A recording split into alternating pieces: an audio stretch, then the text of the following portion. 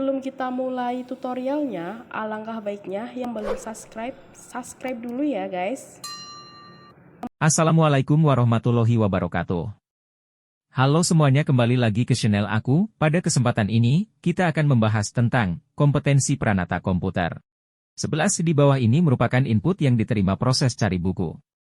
A. Data buku. B. Daftar buku. C. Data pemesanan. D. Status buku. Jawaban, A. Data buku. 12. Pernyataan yang paling benar untuk alur data status buku adalah: A. Status buku merupakan data yang dihasilkan dari proses cari buku. B. Status buku akan disimpan pada data store pemesanan buku. C. Status buku merupakan data yang akan digunakan oleh proses pesan buku.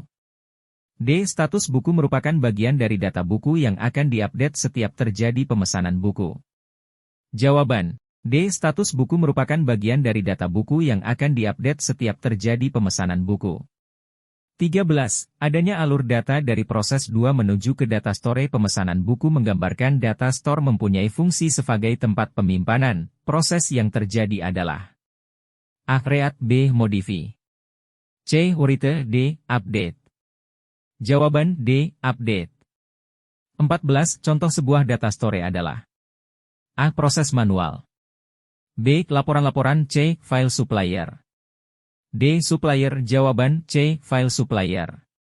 15. Sumbernya sama dan tujuan arus datanya sama dan digambarkan sebagai arus tunggal merupakan jenis arus data.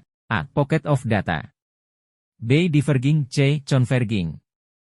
D. Sumber dan tujuan arus data. E. Semua jawaban benar. Jawaban, B. Diverging. 16. Tahapan untuk menggambar diagram alir data adalah: A. Diagram konteks, diagram detail, diagram 0. B. Diagram konteks, diagram 0. C. Diagram 0, diagram konteks, diagram detail. D. Diagram konteks, diagram 0, diagram detail. E. Diagram detail, diagram konteks, diagram 0. Jawaban, D. Diagram konteks, diagram 0, diagram detail. 17. Dalam pembuatan DFD, date simbol yang menunjukkan sumber ataupun tujuan data adalah: A. External entity. B. Data flow. C. Proses. D. Data store. E. Arsip. Jawaban, C. Proses. 18. Contoh dari external entity adalah: A. Sebuah perusahaan. B. File master. C. Laporan. D. Mencetak laporan. E. Inquiry perangkat lunak. Jawaban, A. Sebuah perusahaan. 19. Penggambaran sistem secara global disebut juga sebagai: A. Zero diagram. B. UML. C. Konteks diagram. D. Detailed program. E. Flowchart. Jawaban, C. Konteks diagram.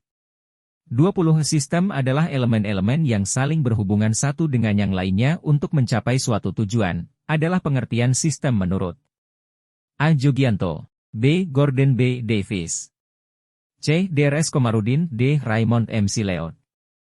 E. Kendall Kandal. Jawaban, D. Raymond M. Sileod.